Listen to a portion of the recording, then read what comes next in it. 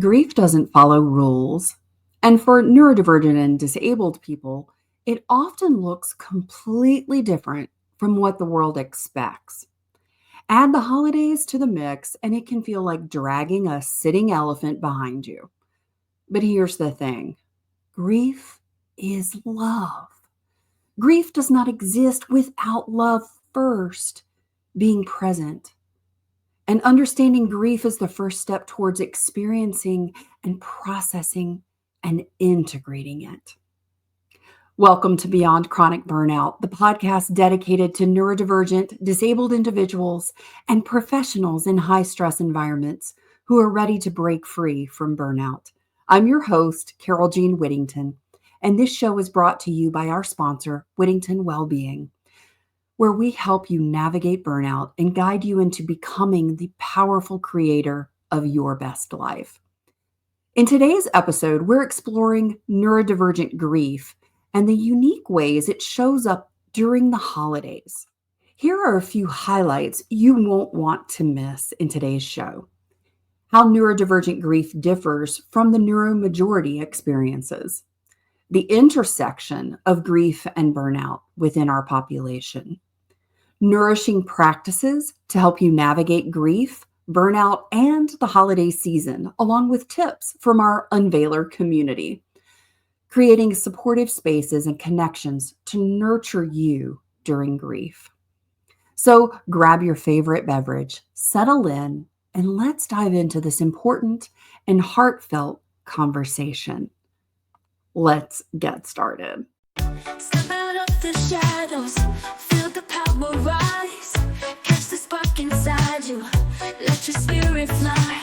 Beyond the chronic burnout, Carole Jean's your guide. Find your steady rhythm, life's joy on the tide. Flourish forward, bright and bold. Leave the burnout far behind. In this journey, hearts unfold. Power's yours, seek and find.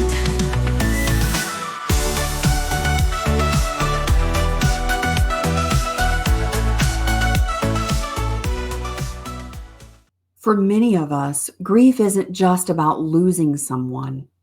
It's also about our loss of safety and the way we process change. Here's why this is important. This conversation is very important to my heart because this is a great need to bring understanding, connection, and practical strategies to our community and allies. I've experienced tremendous grief in my life in a variety of ways, and we're going to dive into those today because there are nuances within our experience of grief that are really important to understand.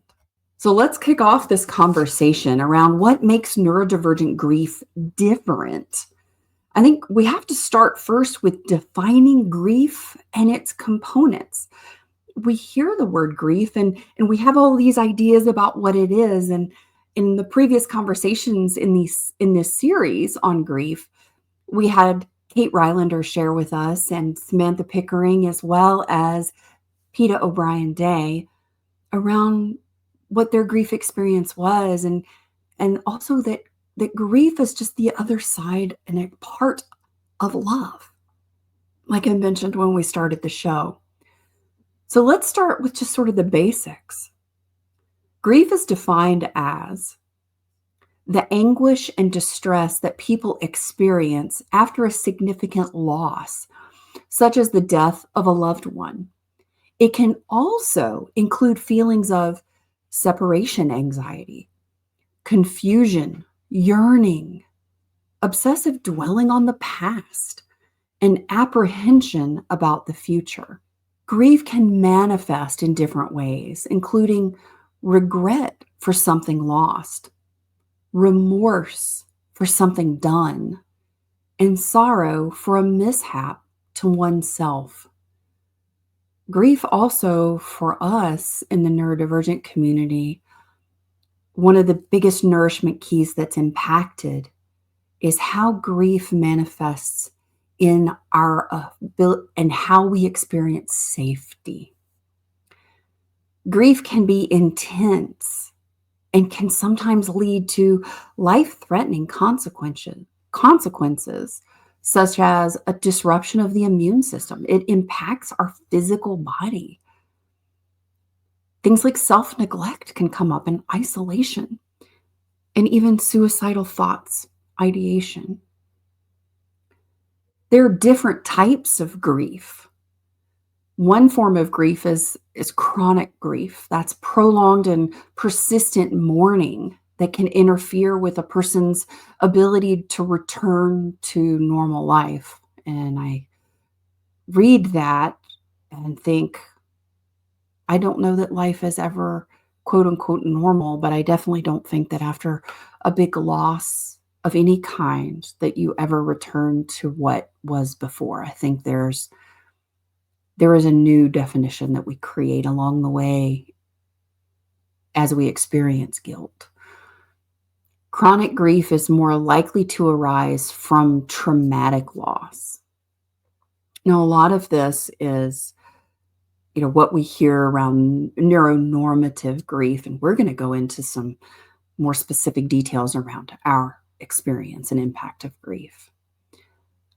I think for most of us, when we think about trauma, we think of, consistently about these big T traumas, like the loss or the death of someone very close to us, war, those types of things, and then little T traumas and things that aren't gauged as being these really huge things. But essentially, when we look at the definition of trauma and to really understand it, I think this was one of the best ways I ever heard trauma explained. And it is simply, trauma is when we experience something in our life that we do not integrate.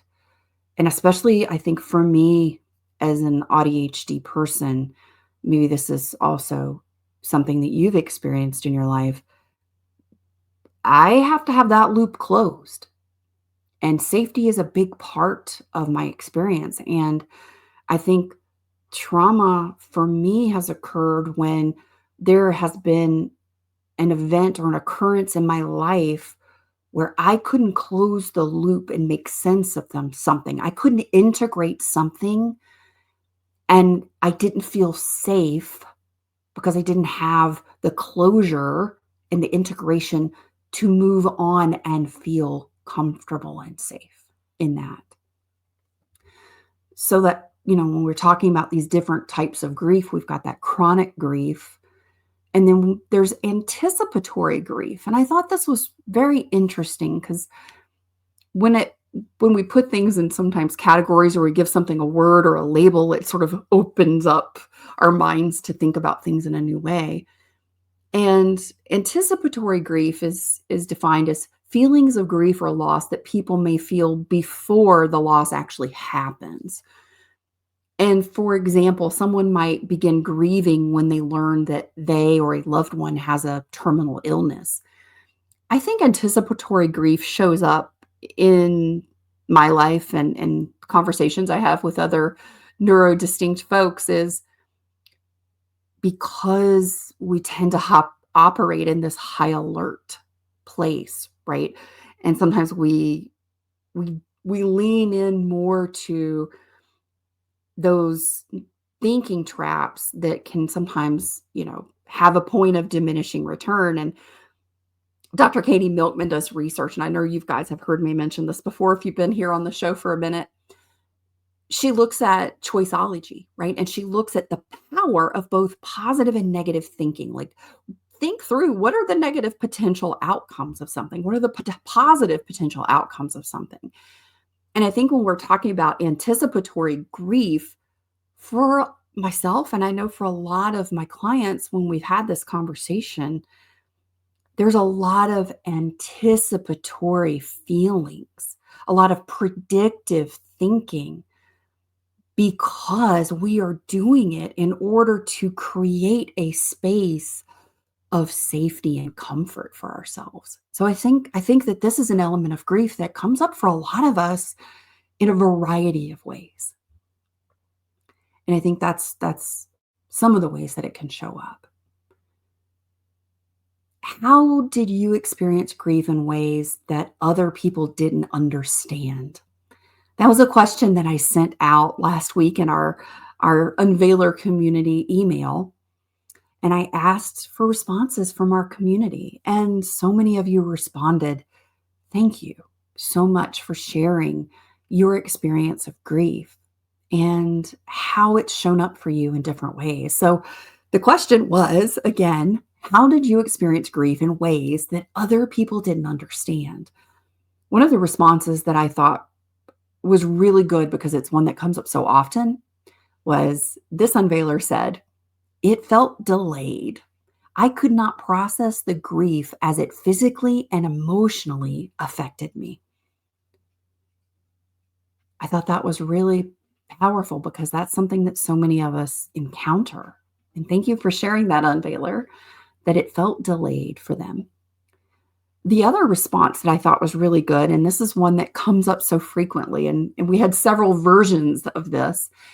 And when we talk about how have you experienced grief that may vary or be different from how other people understand, or that they didn't understand how you were grieving, and that is to compartmentalize. And I think we do this in a lot of ways. I'm an Enneagram 5, and I think I compartmentalize just as sort of my natural nature. But if we compartmentalize all the elements of our life, and I know a lot of other autistic people that do this as well who aren't Enneagram 5s, but it's sort of this way that we create to navigate the world. Because if we are compartmentalizing all the elements of our life, if we are putting all of the different elements in a box, we are keeping grief very separate and in a box so that it doesn't take over everything else and leave us feeling without escape or resources to live and operate in those other places in our life. Is that relatable for you? Another area where our grief experience in the neurodistinct and disabled population can vary is in the emotional responses. So there's a variation here, and it absolutely is subjective to what loss you've experienced. And we'll talk about the different types and variations of loss in just a few minutes. But emotional responses, we can have very intense, very visceral emotional responses. Like our unveiler mentioned in her response there, and so many others that also, sort of said, hey, this is mine too, the delayed response. Not having that emotional response within the time frame or the context of the event taking place. But there is a delay in the occurrence of it showing up or the processing of it. And these emotional responses that we can have, they may also differ greatly from societal expectations. There might be an intensity that may seem greater than what the situation, quote unquote, societally calls for or is expected. We'll also kind of dig into the delay part, but all of those things can happen in those emotional responses. Sensory sensitivities might amplify grief, because grief is taxing our system. It's taxing our reserves. We are feeling or experiencing things that are feeling unsafe and uncomfortable. And when we have those stressors, our sensory system, our nervous system, is going to respond. And it's very similar to what shows up in my research around chronic stress and burnout, in that 100% of research respondents said that they experience a heightened area of sensory sensitivity within their profile during burnout. And because we're also going to talk about the intersection of grief and burnout, because if you've listened to the other episodes in this series on grief, we talk about the overlap and that intersection of the two. It can be anywhere from, overwhelm from gatherings, just too many people navigating too many things. If you're like me, one of the things that comes up in my auditory profile, because I have an auditory processing delay, is that gets so much bigger and more difficult. So more than one or two people talking in an environment or group is entirely too much for me. I cannot process anything. Physical sensations can be tied to loss. There's also those sensory experiences where when we smell, like when I smell a particular perfume that my grandmother used to wear, it is directly tied to my sensory system and how I experience my memory and my physical and emotional sensations of her. Processing grief cognitively or logically, rather than just strictly on an emotional level, is another way that many of us process and go through the journey of understanding our experience of grief. I mentioned I'm an Enneagram 5, and so I'm a thinker, right? So there's a lot of different Enneagram types. It's ENNEAGRAM. And I use the Enneagram within the unveiling method because there's so many beautiful things that it really uncovers and unlayers. It is not a personality typing like Myers-Briggs. It is much more than that. It goes into not just sort of your personality, it goes into your motivators, the things that drive you, and the fears that come up when those things aren't being nourished. And I think when we talk about grief, we tend to default to a particular area when we're under stress of how we process something.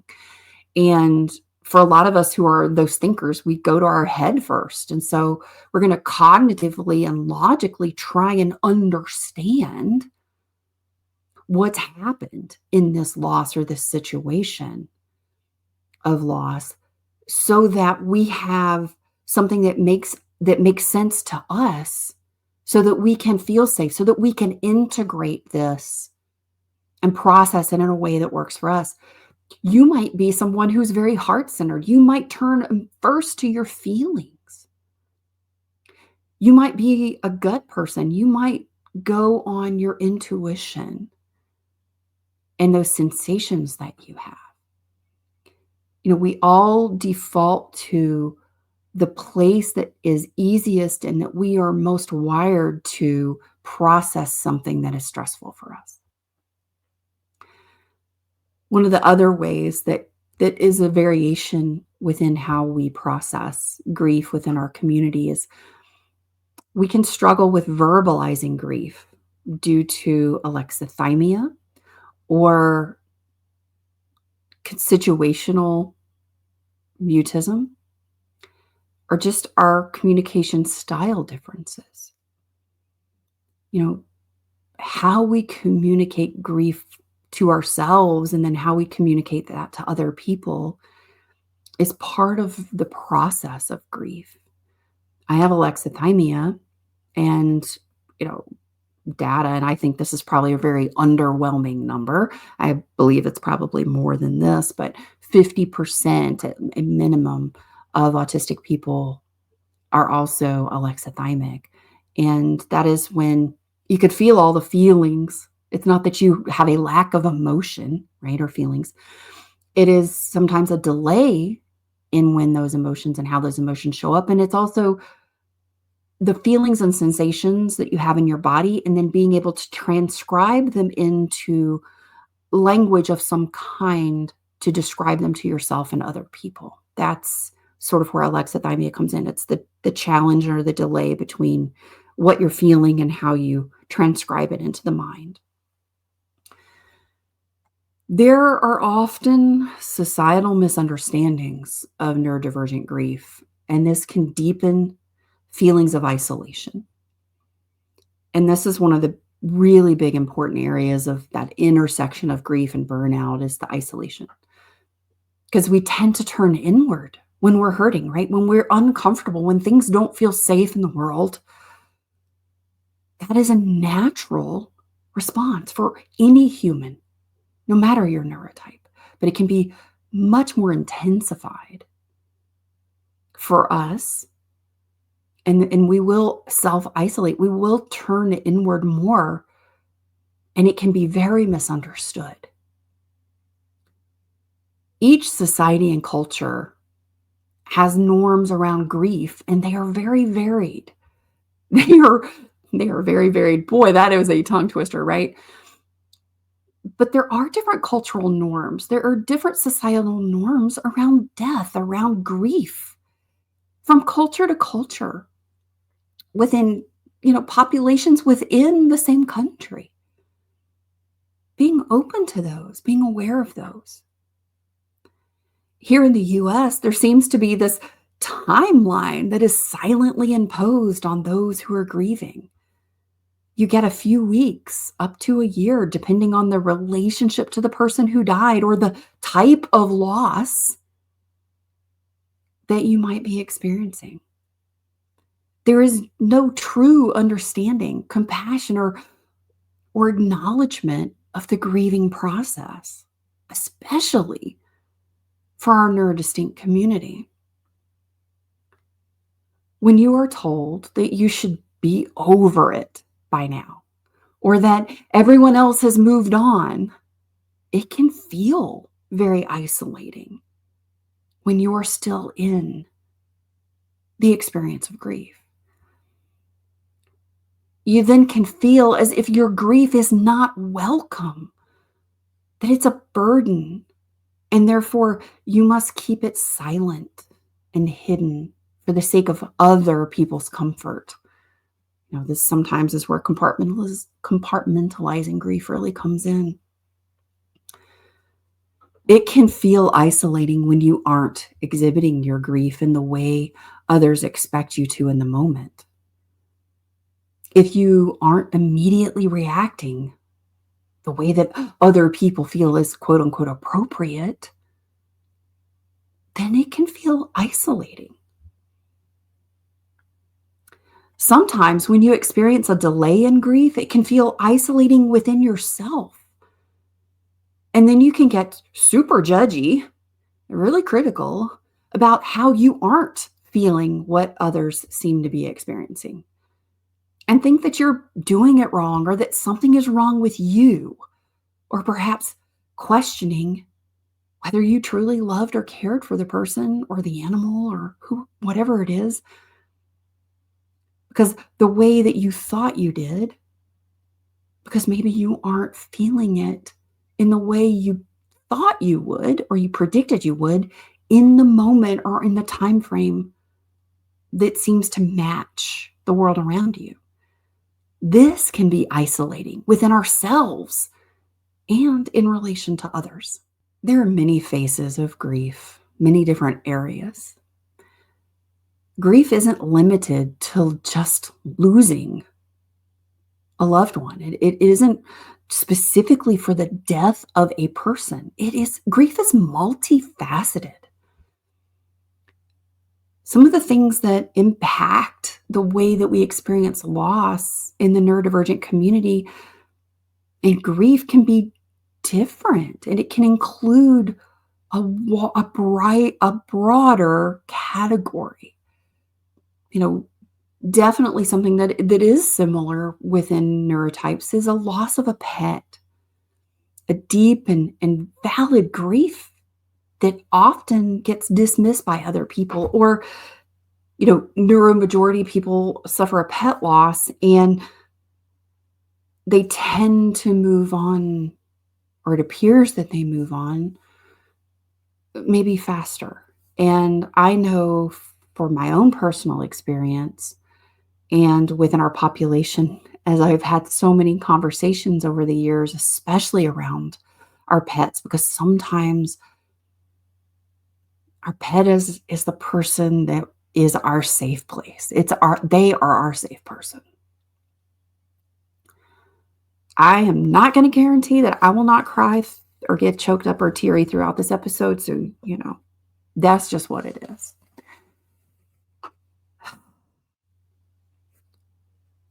The loss of a pet in our life can be exceptionally significant. And it is not something that many of us move on from as easily or integrate it as quickly as perhaps others.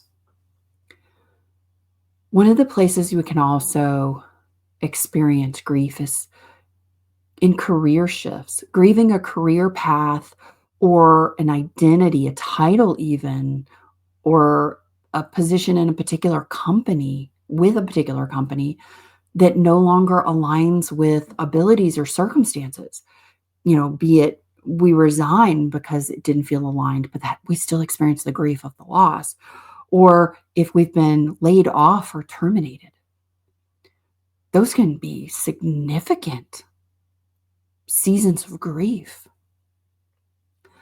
I think one of the biggest ones, and this is one that I hear so much, especially around the holiday season, and that is the grief from family separation and estrangement in particular. So many of us in our community and late identification in particular, and for a variety of reasons, choose to disconnect and separate from our families of origin for a variety of reasons. And even when we know we've made that choice for ourselves, the healthiest version of ourselves, for the best life that we give ourselves, there's still a grieving that's experienced because of a loss, and because what we believed was supposed to be this safe and nourishing and nurturing relationship has been severed and is not there in the way that we would want it to be, especially during the holidays when family tends to be spotlighted in relationships so greatly.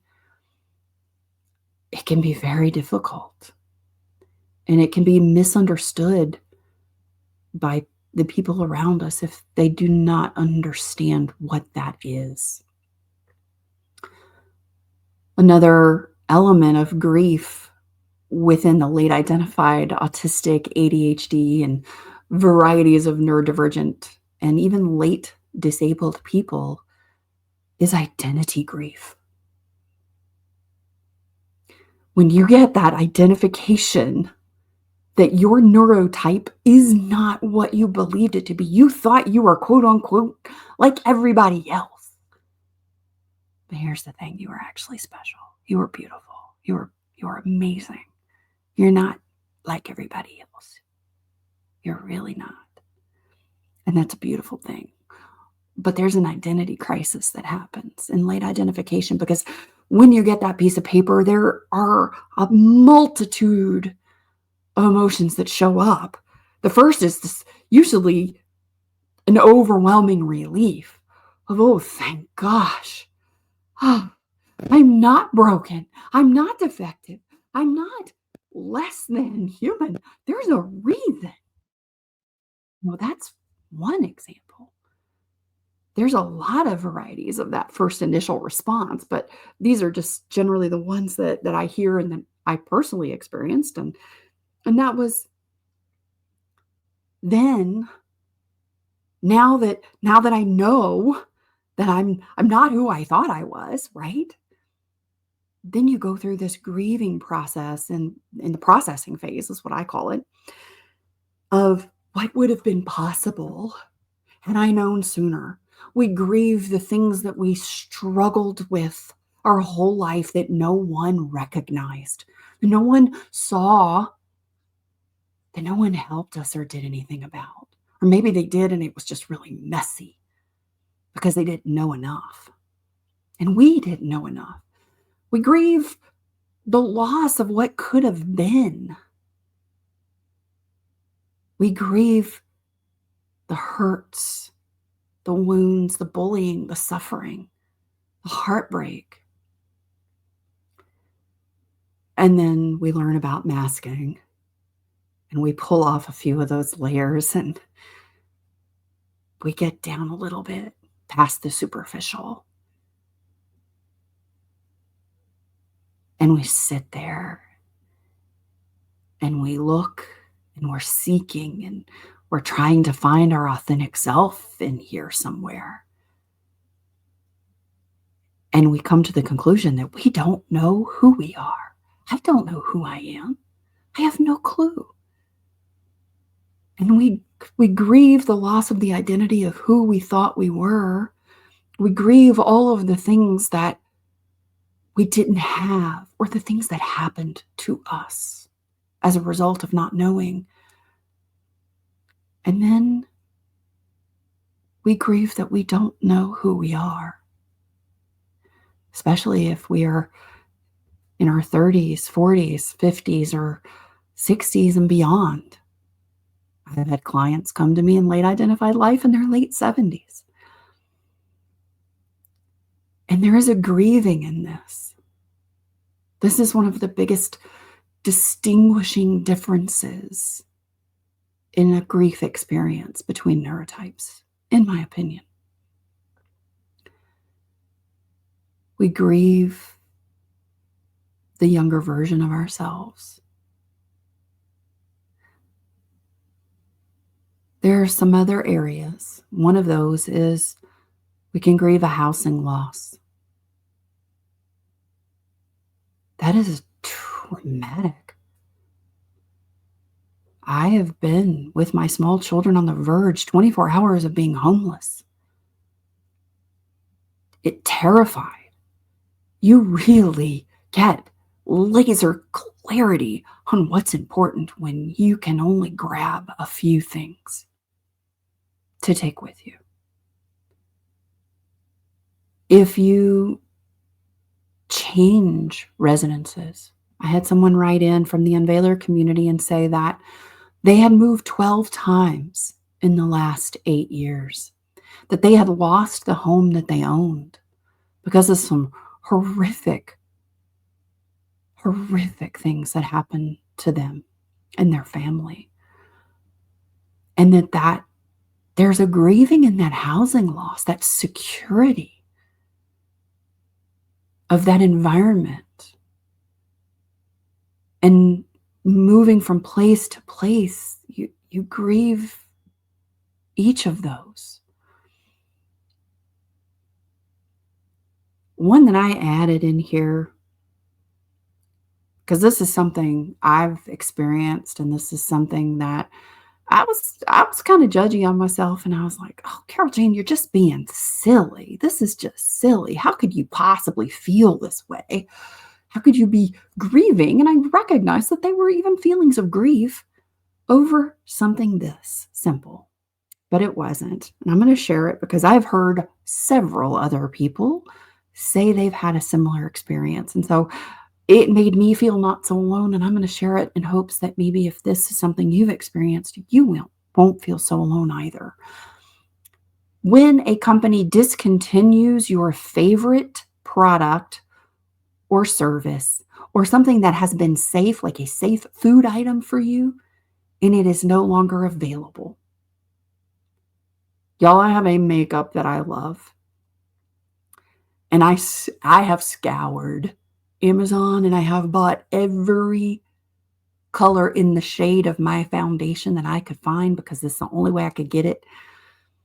I basically stockpiled it as best I could because it's the only thing that works my skin. But I honestly was having a grief experience with the loss of that. I've had that over safe foods. I've cried when they stopped making a food that it was like something I truly enjoyed. It was one of the few things that really made me feel good, and it was safe, and it didn't hurt me. It didn't upset my stomach. It didn't activate any MCAS stuff or, all of my gut issues.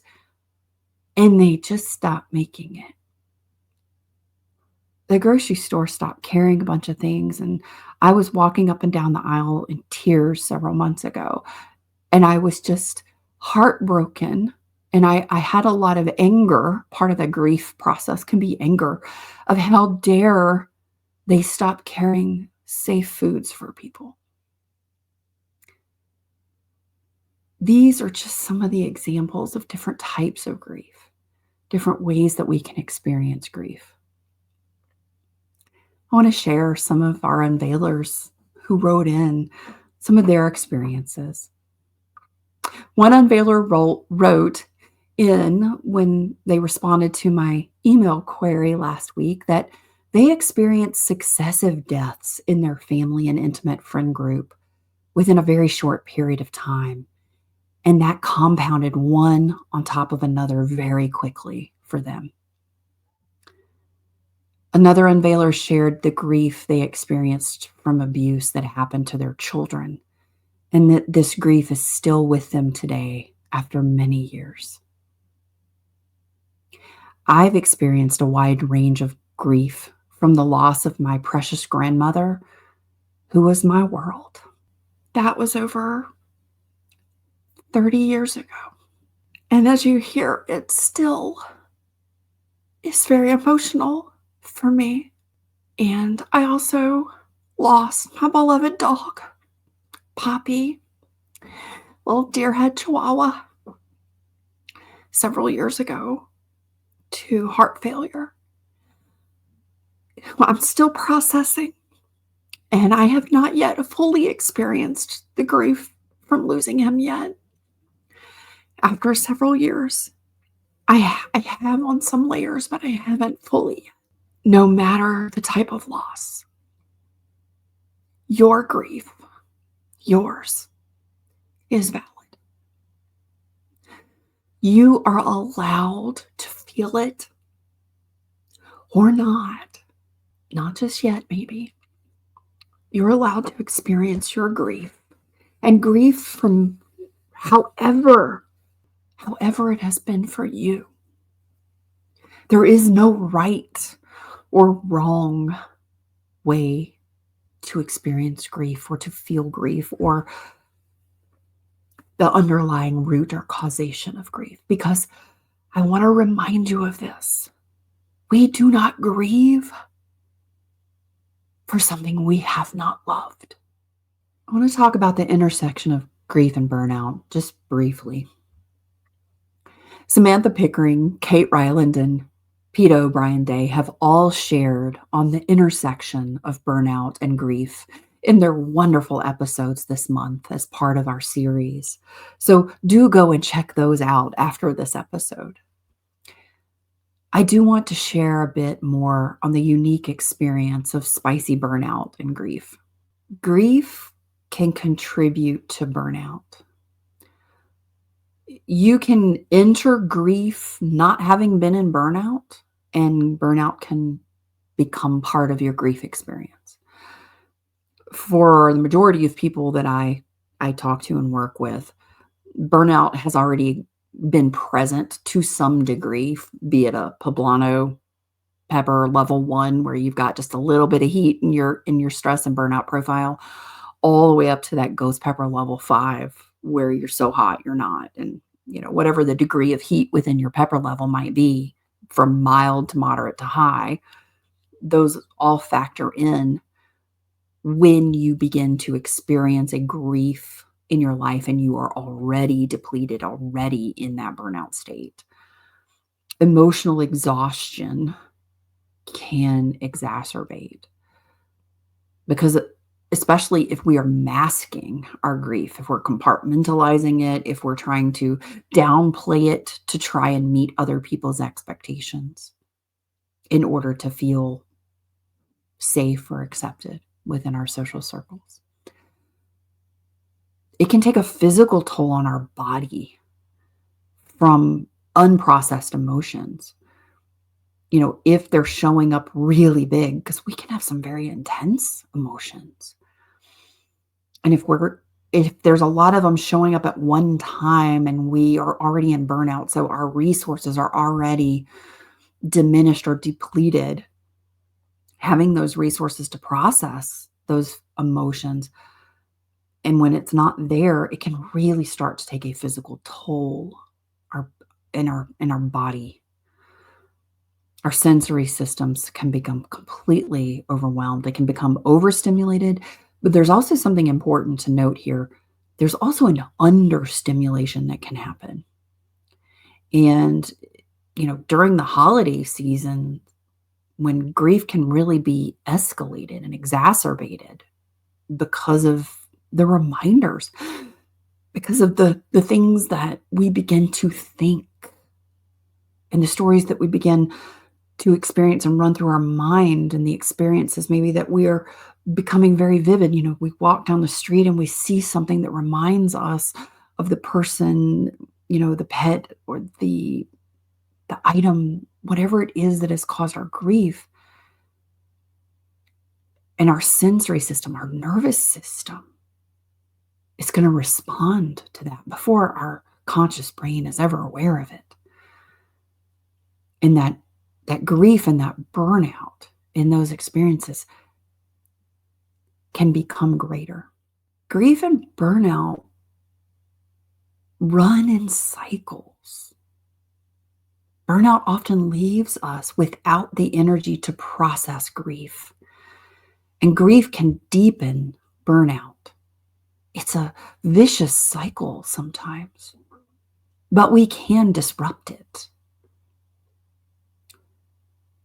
One unveiler wrote in and shared, "Sometimes I think that my burnout took so long to hit this hard because I was in fight or flight mode for so long and I couldn't stop for long enough to be in burnout mode. I definitely never stopped grieving, so it's my only explanation." One of the questions that I asked in my email last week was, did you also experience burnout before, during, or after grief? One respondent said, yes, absolutely, I experienced burnout. I had 3 episodes of burnout in conjunction with my grief. The duration of grief and burnout was another question that I asked. How long did your grief feel really big to you? Was it weeks? Was it months? Was it years? One respondent said, it was over 3 to 4 years. Another said, for 8 years, in some degree of grief and burnout. I want to dive into some strategies for nourishing yourself during the holidays. If grief, burnout are present for you this year, the first item is to acknowledge and validate your grief. You can give yourself permission to feel grief in your own way. There is no prescribed right or wrong way to grieve. Journaling or using other nonverbal methods to process emotions, including art, music, dance. Music has been researched to show that it is a wonderful way to help reduce and alleviate pain. And, Dr. Matthew Lieberman does research into how we experience our emotions on a physical level. So when they asked, or someone says, my heart is broken, the physical body from that feeling, that emotion, that statement, that thought shows up in the same way as when we experience a physical hurt or pain, like a broken arm or an injured heart. And music, specifically emotive music, music that connects and resonates with you on a deep and intimate level, or that has lyrics that voice what you're feeling, those can have great alleviating influences on the pain, the suffering you're experiencing. You can also check out grief movement, which is a wonderful process and great way of bringing your body and your nervous system, your sensory system, into the process of moving grief through your body.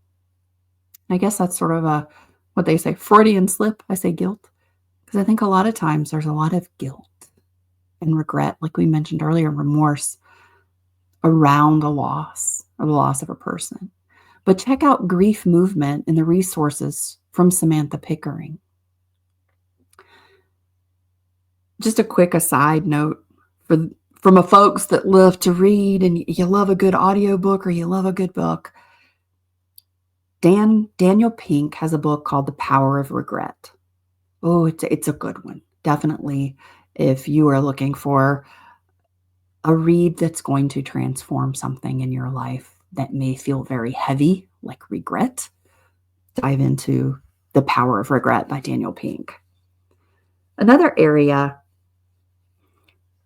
to really help, this is a good area to think about, is to set boundaries. I know it, right? Yep. You're like, God, everybody's always talking about boundaries. Well, let's talk about it in this context. For the holidays, you can opt out of events or traditions that don't feel aligned or what nourishes you in this season. Sometimes you can feel like when you say no, it feels like you're saying no for forever. But instead, I say reframe that to yourself and go, no for now, or just not now.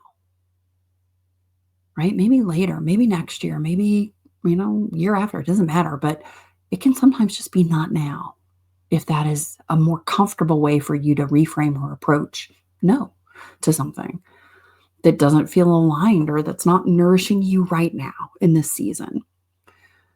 You can practice saying no to protect your energy. And this can sound like, here's an example. Thank you for inviting me. I will take a look at my schedule and current obligations, and I will get back to you with an answer on XYZ day, right? This gives you time to process if you actually want to join the event, or to allow space to reply in a way that you can calmly text, email, or even leave a voicemail if that's preferred, rather than face-to-face or over a phone call. I know for myself, I always felt like if somebody asked me and we're kind of there face-to-face, I always felt put on the spot like they were expecting an answer right away. And the truth is, sure, an answer right away is always nice because then and you can move on to the next thing. But really, people don't care as long as you give them a time that you'll reply. And they can even say, oh, well, I actually need to know by Saturday instead of, Sunday. But that also kind of gives you time to process and think about, well, do you really want to? Because sometimes we just have a knee-jerk reaction where we start putting up boundaries and they become like the castle moat instead of, in the big, thick walls, instead of maybe leaving a gate open that we do want to do something. So just allow yourself the space to make a decision in a way that feels best for you and respond in a way that feels best for you. Sometimes just putting that buffer in to give yourself some space to make a decision later. There's also the practice of creating rituals for grief. You can light a candle or set up a space to honor your loss. This could be, I have crocheting next to my special chair. And when I crochet, I think of my grandmother because she taught me how to crochet. You can write a letter to someone or to something that you're grieving. Tell them all the things you want them to know, right? Write them a letter. The next strategy is to prioritize your personal zone of safety. I teach this and we talk about this in phase 2 of the unveiling method. Before we ever start, we do this in foundations as well in the very first phase. Before we ever set boundaries, the very first thing is to create a personal zone of safety. And in grief and navigating burnout, and particularly around the holiday season, this is really important to create your personal zone of safety. Create a calm environment. Sometimes starting with those tangible, concrete zones of safety is helpful. So creating a calm environment at home that makes you feel safe, nourished, and soothed. Consider scents, things that smell really good for you. Textures, things that you love the way that they feel or the weight of them. Lighting, maybe you prefer candle, or maybe you like really soft, ambient light of some kind. Are there certain foods or beverages that comfort you, that create a feeling of safety and calm and nourishment within you? Is there a temperature? I'm kind of like Goldilocks. It's got to be just right. Be open to explore what makes you feel safe and nourished in your environment, and create that space for yourself. Have a sensory toolkit ready for those moments when you've been stressed to the point that your sensory system is either numbing out or amping up. A hand tool like the spiky fidget ring. You guys know this is my favorite thing from Kaiko Fidgets. Your favorite headphones or earbuds, so that sound feels good to you, because there's a resonance, a vibration in sound that can be very soothing to our nervous system. Maybe it's a weighted blanket or a stuffy, stuffed animal. There is nothing childish about a stuffy, by the way. Absolutely nothing childish about it. So I'm just saying, I own a lot of these things. I know a lot of adults that do. Lean on supportive connections. This is another element to really creating the space for yourself and implementing some strategies and tools. Leaning on a supportive connection. Connect with others who understand your experience. It can be online communities. It can be, friends. It can be a therapist or a counselor. Normalize asking for help. This does not mean that you are not smart enough to figure it out, that you are not strong enough. That is just a story that you have made up somewhere along the way because you agreed when somebody said it. Asking for help requires a lot of strength and courage and self-awareness. Grief doesn't have to be a solo journey. It is at times an individual process as part of that process of grief, but it is also meant to be processed and integrated with others. Another important strategy and approach is to replenish yourself.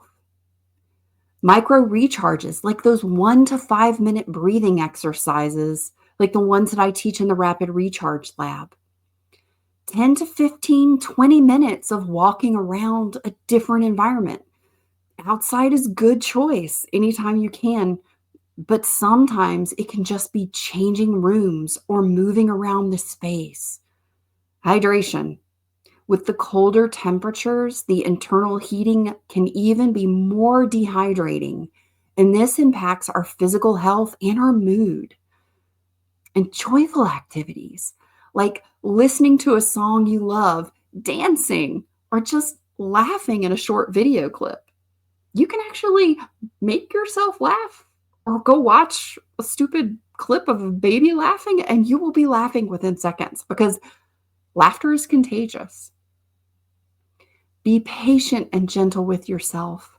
You are worthy of care. A shared resource from our unveiler, Michelle, is to create a holiday that supports and nourishes you.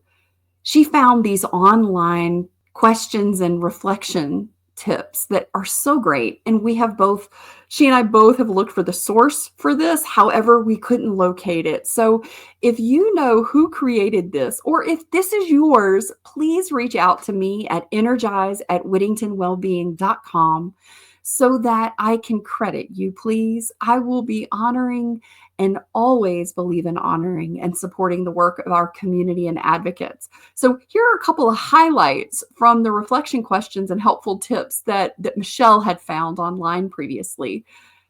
She said these were really great. So here they are.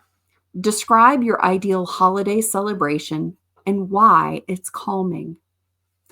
What is one holiday tradition that helps you feel safe and comfortable? Create a visual schedule for a holiday event to help you feel prepared. I really love that one. What is one holiday memory that brings you joy and why? How do you communicate your needs to others during the holidays.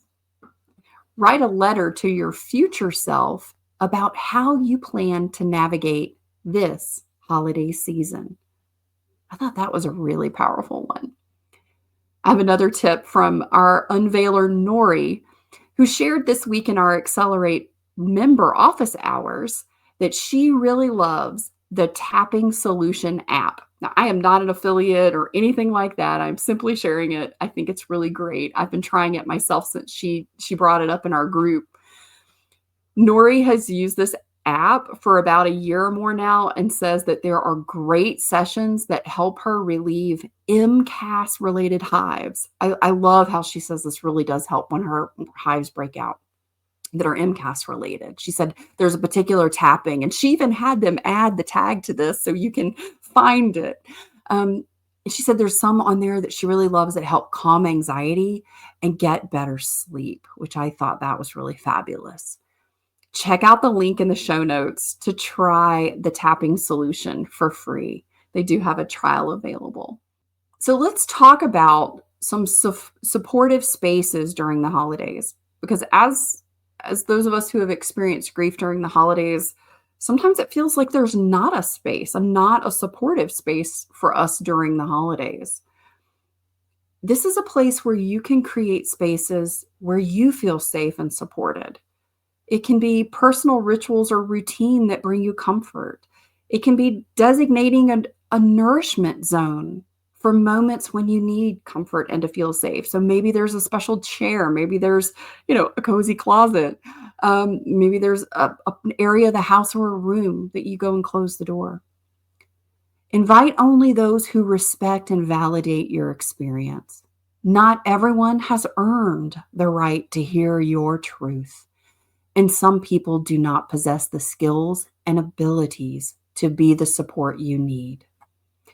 If you are an ally to a neurodistinct person experiencing grief, offer support by simply asking from a heartfelt place, or just a simple statement that says, I see you and I'm here. I'm holding space for you. Checking in without pressuring them to talk. Sharing space while doing different activities, for example.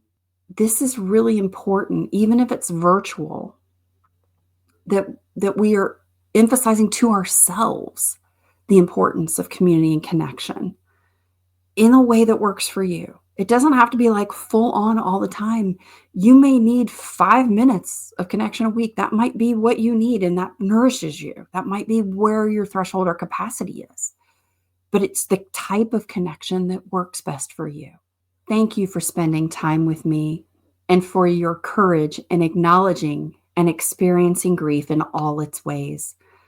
Remember, grief is love. It's a natural response to change and loss, and that state of experiencing safety. And it deserves to be acknowledged and nurtured.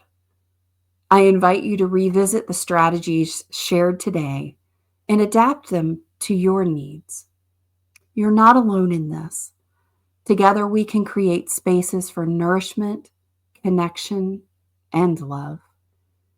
If you're ready to kickstart your journey to living a life of well-being and sustainable energy, get started today by taking our stress profile and spicy pepper burnout quizzes on our website at whittingtonwellbeing.com. Don't miss any of the episodes in our grief series, starting with episode 184.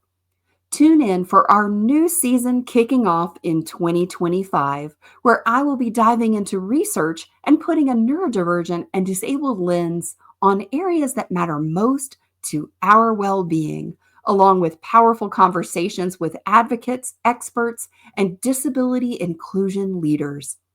Share our podcast with someone who may need it, and I look forward to connecting with you on LinkedIn, Instagram, or Facebook. So be sure to send me a hello message and let me know what you'd like to learn more about on the show. If you haven't yet this year, please take a moment to rate the show. I'm so excited to announce that this year for 2024, Beyond Chronic Burnout has been awarded the acknowledgement of being in the top 10% of most watched and listened shows in the self help category. We also have a 5-star rating. Thank you so much for being here. You are the reason I show up every day in every way to help encourage, to help guide, and to let you know an optimum steady state is possible. I just celebrated 5 years of being burnout free in November of 2024. Let's continue this journey together, my friends. Take care. Thanks for being here. It's been quite a ride. Energy mastery, let's turn the tide. Top shelf guests, dropping wisdom bombs. Join us next week, where the energy's strong. Beyond Chronic.